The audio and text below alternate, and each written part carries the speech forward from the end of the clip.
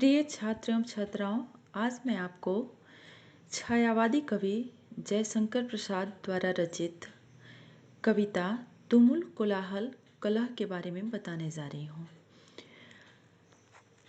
यह कविता एक गीत के रूप में है। छायावाद के कवि जयशंकर प्रसाद द्वारा रचित कामायनी महाकाव्य के निर्वेद सर्ग से इस कविता को लिया गया है, जो ये गीतमय कविता है। जयशंकर प्रसाद जी का जन्म 1889 में और मृत्यु 1937 में हो गई थी। इनका जन्म स्थान वाराणसी था, जो आज के बनारस कहा जाता है। छायावाद में जो स्वच्छंदतावादी काव्यधारा है, उसके कवियों में जयशंकर प्रसाद जी का विशिष्ट स्थान है। अब कविता के भावार्थ को बताने से पहले मैं आपको कामायनी के बारे में कुछ मुख्य बातें बताना चाहूँगी, क्योंकि ये तुमुल कोलाहल कलह जो कविता है वो कामायनी के निर्वेद सर्ग से लिया गया है। इसलिए कामायनी के बारे में थोड़ी सी जानकारी आप जान लीजिए। कामायनी जयशंकर प्रसाद जी का महाकाव्यात्मक रचना है, जो 1936 में प्रकाशित हुई थी। कामायनी में कुल 15 सर्ग हैं, जिनके अलग अलग नाम हैं। उन्हीं 15 सर्गों में से एक सर्ग निर्वेद है, जिससे यह कविता ली गई है, और यह शैव दर्शन पर आधारित है। कामायनी को छायावाद का उपनिषद भी कहते हैं। कामायनी की कथा पौराणिक है।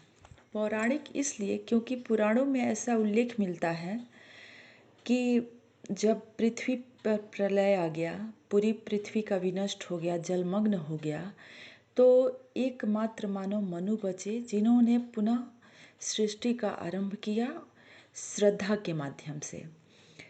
तो इसी पौराणिक संदर्भ को लेके प्रसाद जी ने इस महाकाव्य की रचना की है। जब समूल सृष्टि का विनाश हो जाता है, पृथ्वी पर प्रलय आ जाता है, तो पृथ्वी पर मात्र एक मानव मनु बचे थे। मनु ने प्रलय का दृश्य अपनी आंखों से देखा था, इसलिए उनके मन में भय, हताशा, दुख, विषाद आदि भाव ने अपना स्थान बना लिया था। वो इन भावों से ग्रस्त हो चुके थे। इसी विषाद और दुख की स्थिति में मनु के जीवन में श्रद्धा का आगमन होता है। श्रद्धा इस महाकाव्य में हृदय का प्रतीक भी है और महाकाव्य की नायिका भी। मनु और श्रद्धा एक दूसरे के प्रति आसक्त होते हैं और उनका विवाह होता है। उनका दाम्पत्य जीवन सुखमय चल रहा है, किंतु अपने अंतर्द्वंद के कारण एक दिन मनु श्रद्धा को छोड़कर चले जाते हैं। फिर उनका संपर्क इड़ा से जुड़ता है। मनु इड़ा के राज्य को बसाते हैं और फिर उस राज्य में भी भयंकर रक्तपात होता है, जिसे देखकर मनु का मन फिर एक बार विषाद, दुख और हताशा में डूब जाता है। इसी समय पुनः श्रद्धा का प्रवेश होता है, जो अपने बालक को, जो मनु का पुत्र है, उसे लेकर यह गीत गुनगुनाती हुई आती है, जिसे आपको पढ़ना है और जिसका शीर्षक है तुमुल कोलाहल कलह में। अब मैं इस कविता के मूल पे आती हूँ। इसका पहला जो ये है, तुमुल कोलाहल कलह में मैं हृदय की बात रे मन। तुमुल कोलाहल मतलब जो बहुत ज़्यादा कोलाहल होता है, उस स्थिति में मैं हृदय की बात हूँ। विकल होकर नित्य चंचल, खोजती जब नींद के पल, चेतना थक सी रही तब मैं मलय की बात रे मन। फिर से एक बार सुनिए। तुमुल कोलाहल कलह में मैं हृदय की बात रे मन, विकल होकर नित्य चंचल, खोजती जब नींद के पल, चेतना थक सी रही तब मैं मलय की बात रे मन। यहाँ पे श्रद्धा कहती हैं कि हे मन, मनुष्य सांसारिक दुखों से विकल होकर जब थक जाता है और चैन की नींद के पल खोजता है, उसकी चेतना थक जाती है। चेतना थक जाती है मतलब उसमें सोचने समझने की शक्तियाँ क्षीण हो जाती हैं। तो उस समय मैं मलय यहाँ पर्वत एक है जो दक्षिण में है, उसकी बात ये करती हैं कि उस वक्त मैं दक्षिण भारत के मलय पर्वत से आने वाली बसंतकालीन सुगंधित वायु के समान मनुष्य की व्याकुलता तथा थकान को दूर करने का प्रयास करती हूँ। दूसरी पंक्ति है, चीर विषाद विलीन मन की, इस व्यथा के तिमिर वन की, मैं उषा से ज्योति रेखा कुसुम विकसित प्रात रे मन। चीर विषाद विलीन मतलब शोक में डूबा हुआ, बहुत दिनों से, चिरकाल मतलब पुराना, जिसको चीर का अर्थ होता है पुराना, तो चिर विषाद विलीन बहुत दिनों से शोक में डूबा हुआ। व्यथा का तिमिर होता है वेदना का अंधकार। ज्योति रेखा तो प्रकाश की किरण, और कुसुम विकसित प्रात मतलब फूलों के समान खिली हुई प्रभात बेला। तो इसमें है, चीर विषाद विलीन मन की, इस व्यथा के तिमिर वन की, मैं उषा से ज्योति रेखा कुसुम विकसित प्रात रे मन। इसमें श्रद्धा कहती हैं कि जिन प्राणियों का मन बहुत दिनों से शोक में डूबा रहता है, चीर विषाद विलीन मन की, और दर्द वेदना घने वन के अंधकार की भांति उनके मन पे छाया रहता है, इस व्यथा के तिमिर वन की उनके मन पे छाया रहता है, तब उस शोक और वेदना को दूर करने के लिए हे मन, यहाँ हे मन से उनका तात्पर्य मनु को वो संबोधित कर रही हैं। हे मन, मैं उनके भीतर ऐसे उत्पन्न होती हूँ जैसे घने अंधकार को दूर करने के लिए फूलों के समान विकसित प्रभात काल में उषा की प्रकाशमयी किरण उत्पन्न होती है। क्या है? मैं उषा सी ज्योति रेखा कुसुम विकसित प्रात रे मन। तीसरे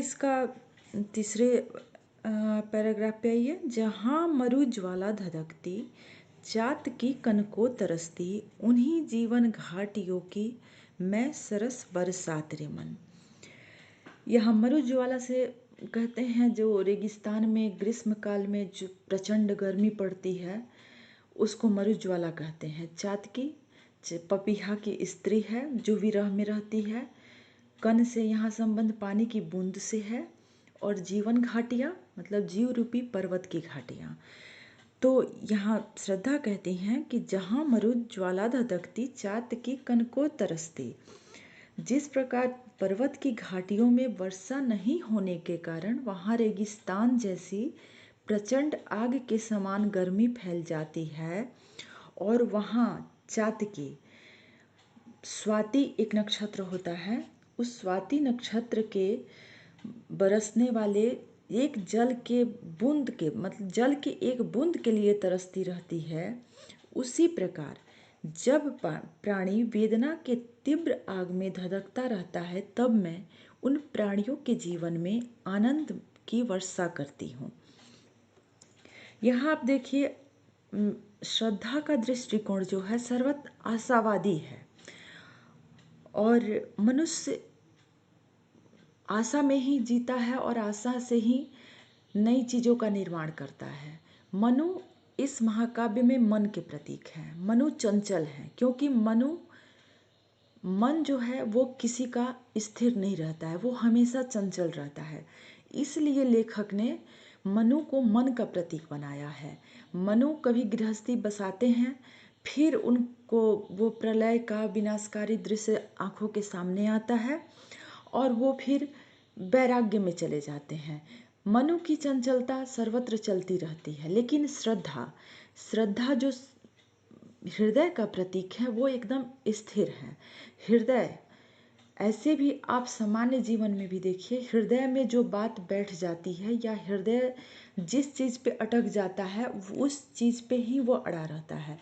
तो यहाँ स्थिरता की प्रतीक है श्रद्धा। श्रद्धा के माध्यम से ही मनुष्य सृष्टि का पुनः निर्माण करते हैं। यही प्रसाद जी के कहने का तात्पर्य है। इसीलिए उन्होंने मनु को मन का और श्रद्धा को, चूँकि स्त्री में ऐसे तो बहुत कवियों ने लिखा है कि चंचलता होती है, किंतु प्रसाद जी के रचनाओं में अगर पढ़िए तो उन्होंने स्त्री को ही स्थिर भाव में रखा है, स्त्री को ही उन्होंने अधिक महानता प्रदान की है। तो यही बात यहाँ पे चल रही है। उसके बाद से है, पवन की प्राचीर में रुक, जहाँ जला जीवन जा रहा झुक, ईस झुलसते विश्व वन की, मैं कुसुम ऋतु रात रे मन। पवन की प्राचीर में रुक, प्राचीर मतलब होता है ऊंची चारदीवारी, और इसमें झुक, जीवन जा रहा झुक मतलब कि विवशता से, दिनहीन होने से संबंधित है। कुसुम ऋतु से बसंत ऋतु का तात्पर्य है। तो इसका अर्थ ये है कि श्रद्धा कहती हैं कि जिस तरह गर्मी के दिनों में जब हवा चलनी बंद हो जाती है और मनुष्य उस गर्मी से व्याकुल होकर दीनहीन हो जाता है और घर की चारदीवारी में बंद होने को विवश या मजबूर हो जाता है, ऐसी गर्मी में मैं ऋतुराज बसंत की तरह हूँ जो मनुष्य को शीतलता प्रदान करती हूँ। इसका लास्ट पैराग्राफ देखिए, चीर निराशा निर्धर से प्रति छाइत अश्रु सर्व में, मधुप मुखर मरंद मुकुलित, मैं सजल जलजात रिमन। चीर निराशा मतलब कि जो बहुत पुरानी निराशा है, निर्धर या नीर को धारण करने वाला, जिसको बादल या मेघ कहते हैं। प्रतिछायित मतलब जो छाए से अपने किसी चीज़ को ढक दे, छाया हुआ। अश्रुसर आंसुओं से भरा हुआ नेत्र रूपी तालाब। मधुप भौरा को कहते हैं। मरंद, मरंद से कहते हैं मधु सुगंध या पराग को, जो फूलों में पराग होते हैं। मुकुलित कलियों से भरा हुआ, और जलजात कहते हैं कमल को। तो यह चीर निराशा निर्धर से प्रतिछायित अश्रुसर में, मधुप मुखर मरंद मुकुलित, मैं सजल जलजात रिमन। यहाँ श्रद्धा कहती हैं कि जिस तरह किसी सरोवर के ऊपर बहुत दिनों से, यानी कि चिर समय से बादल तो छाए रहते हैं किंतु कभी बरसते नहीं हैं, और इस नहीं बरसने के कारण उस तालाब का जल स्तर घट जाता है, और उसके जल स्तर घटने से कमल सूखने लग जाते हैं। उसी तरह वेदना से पीड़ित प्राणियों की आंसुओं से भरी आँखों में लंबे समय से जहाँ निराशा छा जाती है, और जिसके कारण उनकी संपूर्ण सरसता, प्रसन्नता, उल्लास समाप्त हो जाते हैं, तब हे मन, मैं उन प्राणियों के हृदय में उत्पन्न होके उनके मन को आशा उल्लास से भर देती हूँ। उसी प्रकार जैसे जलपूर्ण सरोवर या तालाब में भौरे के मधुर गुंजन से सुंदर कमल खिले रहते हैं, उसी प्रकार मैं प्राणी मात्र के जीवन को प्रसन्नता से भर देती हूँ। इन पंक्तियों के भावार्थ से यह स्पष्ट है कि जीवन दुख, विषाद और अंधकार में उलझा हुआ है। यद्यपि कि यहाँ मनु के दुख, विषाद और अंधकार का वर्णन प्रसाद जी ने किया है, किंतु यह जो विषाद है यह प्रत्येक मनुष्य के लिए है, और इसमें जो फिर श्रद्धा के माध्यम से उन्होंने निर्माण का काम किया है वो भी प्रत्येक मनुष्य के लिए है, क्योंकि जीवन और मृत्यु दोनों अर्थ में नवीन संभावनाएं हमेशा विद्यमान रहती हैं। जब पूरी सृष्टि का विनाश हो जाता है तो फिर से नई सृष्टि का आरंभ भी होता है। ठीक वैसे ही जैसे मनुष्य मृत्यु को प्राप्त करने के बाद फिर एक नया शरीर धारण करता है, वो कहीं और जन्म लेता है, उसी प्रकार भौतिक जीवन में भी सुख दुख चलते रहते हैं। जयशंकर प्रसाद ने कामायनी के माध्यम से इसी चीज़ को बताना चाहा है कि जहाँ विध्वंस है वहाँ निर्माण भी है। यह न सिर्फ मनुष्य के बल्कि संपूर्ण सृष्टि के विनाश और उदय को स्पष्ट करते हैं। छायावाद का सर्वाधिक महत्वपूर्ण महाकाव्य कामायनी जो है वो जीवन दर्शन के साथ साथ सृष्टि दर्शन भी है। आशा करती हूँ कि आप लोग को ये कविता का भावार्थ समझ में आ गया होगा। अगले क्लास तक के लिए धन्यवाद।